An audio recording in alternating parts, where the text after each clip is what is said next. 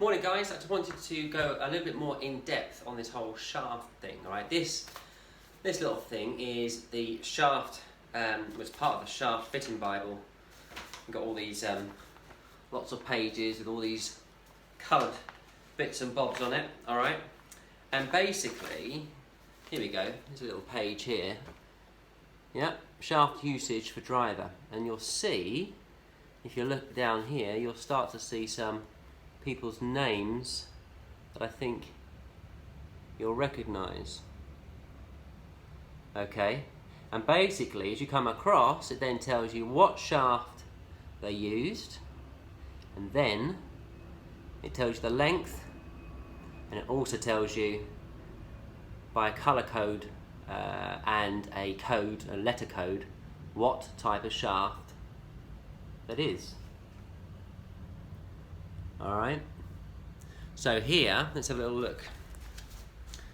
We've got, start at the top there, Thomas Bjorn, Rombax 7X07X. Alright, now most of the shafts on tour were tipped as well, so you've got X and they're tipped. The players aren't used to having help with the shaft, alright? They're used to, making their swing or swinging as they would normally do, and the shaft is with them, and that's typically, very generally, what you're trying to do, trying to make sure the shaft is with them, alright? So Thomas had a 7X07X. Now that shaft, he had it at 45.5 inches long, which is actually, probably about average, I think, even for the tour players. We always used to try and get them to use the design length of the driver. Design length being the length it was designed at, funnily enough. So before we started straight away to cut things down, because I didn't need the extra length, the distance and so forth, we would try them on a new driver with their same shaft as they had before at the design length. So in Thomas's case, we had 45.5 inches, and he's got, and we see it here, just show it up a little bit again, right at the top there, I don't know if you can see that, the dark green with the red lettering, it's basically HMM, alright? So H means it's heavy, alright? Heavy means it's over 68 grams, alright? Then he's got M, mid-torque, okay? So it's a mid-torque rating. Now for the tour players' ratings, mid was somewhere in between, I think, 3.1 and 3.5. So that was the classification for mid. And then he had M at the end, which was mid-kick, alright? The shaft was designed to, a high kick wouldn't add as much dynamic loft, a mid kick would add a bit less, and a low kick would, so let me start again. A high kick wouldn't add as much loft, a mid kick would add a little bit more, and a low kick would add a little bit more, in theory, alright? The design was a low kick helps the ball go a little bit higher, high helps the ball a little bit lower. Alright, so he had, his code was an HMM, dark colour code, green, alright? Now look down here. Alright, look at all the different colour codes you've got. So players, all these tour players are using different characters of shaft. Alright, so let's go to another one. Let's go to Nicholas Colsart. Here, Nico, right, so he had a Motori Speeder 8.1X. Alright, Motori Speeder 8.1X. Alright, you look at Nico. He also had 45.5 inches over here, and his colour code, or his code of shaft, his character, was HLH. So Thomas's was HMM, heavy, mid-torque, mid-kick. In Nico's case, it was heavy, so once again over 68 grams, and we know that because the name gives it away. Motori Speed 8.1. I'm trying to remember what the exact weight was. I think it's something like 83 grams, something like that. So really heavy for a driver shaft, quite unusual that. And then low torque. So in Nico's case, this was under 3.1 degrees of torque. I think it might have been 2.9 or 3.0. I don't think it was much under. Might have been 2.8, 2.9 maybe.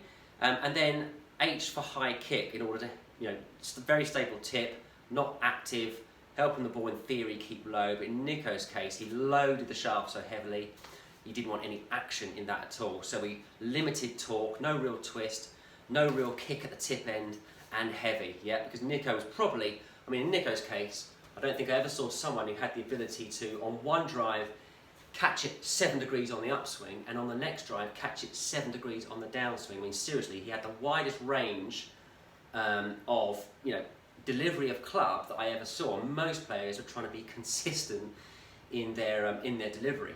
In Nicholas' cases, it was a case of, I remember down at the Scottish Open one year, went down the end of the range, and as is his way, he said, "Yeah, watch this, watch this, watch this." It's amazing the readings on the launch onto the TrackMan. He could hit any shot you liked, and he had the ability to manipulate his swing in order to achieve it. So there we go. So that's let's go for someone a little bit different. Hang on, let's what have we got here? Right, we've got Emiliano Grillo from Argentina. Now, he had a Rip Alpha 60 in this case. Rip Alpha 60. It was red eyes, extra stiff flex. Once again, 45.5. All the ones I picked up in 45.5. And he had an MLH. All right, now this is an interesting one. This is an interesting one because the red eyes was one of the lightest shafts you could get at low torque. Yeah, so 60 there. Oh, we had it as mid-weight. All right, so it's still over. I think it was about 63 grams. I think in the X mid-weight. So anyway, over 61 grams in this case. But it wasn't that much over, so it's still pretty light. But he had a low torque. It was actually, I'm sure it was like 2.9, 2.8. So really low torque for that sort of shaft, or that sort of weighted shaft, and high kick again. All right, so very stable in the tip. Designed to hit the ball a little bit lower, a bit less spin. So that was Emiliano, and then who else do we have? Matteo Manacero. Yeah, very different. Here we go. Matteo was LHM. Matteo's code name was Fred. Before we signed him, he was given the code name Fred, so no one knew who he was speaking about. But he's got, there we go, a Blur Red. All right, Blur Red. Now this is an LHM, so that is lightweight. It is high torque, yeah, so more twist in it. In his case, he liked to feel the head, and the torque actually helped him feel that. And mid kick. All right, so middle of the road in terms of kick. So very, look at that. HMM with Thomas, HLH for Nico, and we had MLH for Emiliano, and Matteo, LHM. All very different. Who else we got here? Who else we got? Alvaro. Alvaro was always Graphite White Blue X. So that was MLL, MML, midweight, low torque, and low kick. Actually, do you know what? That code I think is wrong.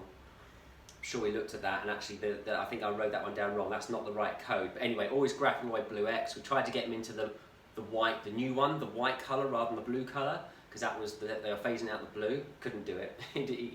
He was convinced it was different, although they swore blind it wasn't. But I think he was right. Danny Willett at this time had a Fuel 60 Tour Spec X, MMH, another colour code. All right, so that one there for Danny was mid-weight, mid-torque, and high kick. So, look, it's not about, when you see the shafts or, the brands say, look at this shaft, it's the best shaft out there. They're all different, and all the players need something a little bit different, and you've got to know what the differences are. How can you make it feel different? How can you make it perform different? Now, it's a learning curve all the time. Yeah, you get feedback, you think, oh God, I'll take that feedback and I'll apply it to this next player, and it's like out the window. So it's a constantly evolving learning process. New shafts come out, we hit them, we test them, we figure out what's going on, and then we watch our players hitting them. So you get a bit of confidence in the shaft. When you've hit it, you said, yeah, it feels good, or yeah, it does this, or it does that. And then you start to have enough confidence and knowledge to put it into your fittings, and then you start to see for yourself how it's working with that type of player. And so, that's what it's all about. That's how you fix shaft, guys. And I just wanted to give you an idea, really, of all the differences that players have and why. The idea behind this, I did this for myself just because I wanted to understand what they were using at any given time, and if we, if they went off the boil a little bit, what should we move towards, and depending on how they went off the boil, you know, what their feedback was, I might move to something a bit lighter or a bit heavier or more or less torque or higher lower kick. Yeah. So that's how we did it, and that's how we do it. That's how we do it, you know, and that's how I do it in my fittings now. But I've now got one of these, one of these for you guys. Yeah. Every shaft I work with, pretty much, still got a few to put in there, I think, but is in there, and it's what you refer to. And after a while, you get to know it. All right. And actually, through this, yeah, like I say, this little book here, you've got all the different codes. So these are all the different colour codes, and then all the shafts that fit underneath those colour codes with the page numbers. Yeah, and you can see they're all in there. So if I wanted to find, you know, HLH, I can go to page 30 or 17 rather, and all my HLH shafts are here. And it doesn't actually matter. They're all, you know, the brand is the brand is down this side. So all the different shafts, regardless of brand, are this character, and I think that character shaft is right for that player, then I can go straight to those ones, regardless of brand, and then figure it out, put it into the player's hands, see if it works, and away we go. All right. Hope that's interesting. Speak to you soon.